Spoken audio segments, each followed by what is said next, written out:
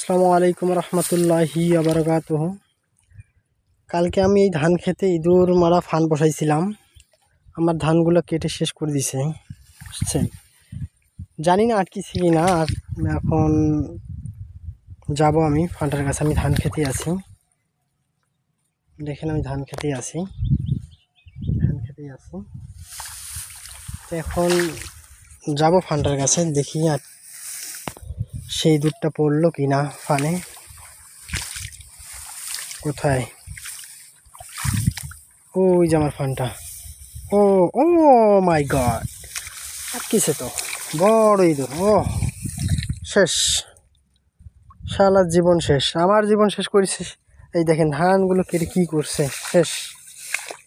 এই যে এটাকে আমি এখন খুলবো, আপনাদেরকে দেখাবো কেমন করে খুলবো।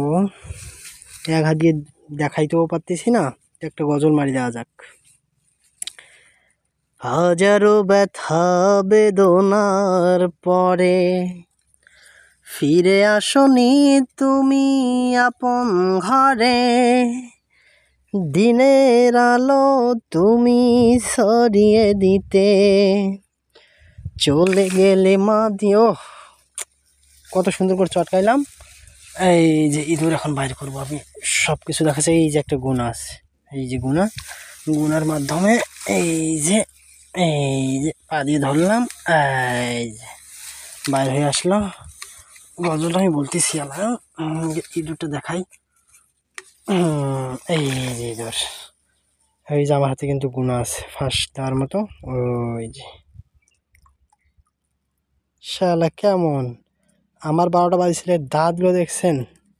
শালা মরবে যে, মানে নিকাশ যে নিবে তার ইয়াটাই বলতে পারেন। এখন আমি ফানটা দেখাই আপনাদের। ওই যে এইটুকু ফুটা দিয়ে ঢুকবে, ধান দেওয়া আছে এখানে। এই যে রশিটা যখন কাটবে তখন আর কি আটকে যাবে। তো এটা পরে দেখাই, এখন ইঁদুরটাকে দেখাই। ওই যে ইঁদুর নিয়ে যাই মাল্লির কাছে।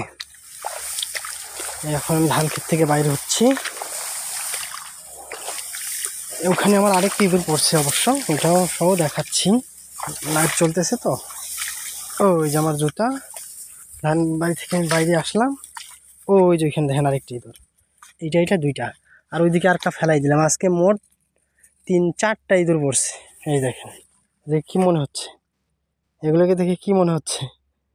দেখেন শেষ করে দিছে ভাই আমার ধান বাড়ি। এই জন্য কী করবো, মারতে হচ্ছে। এগুলো মারতে মন চায় না, কিন্তু কি করব, মারতেই হচ্ছে।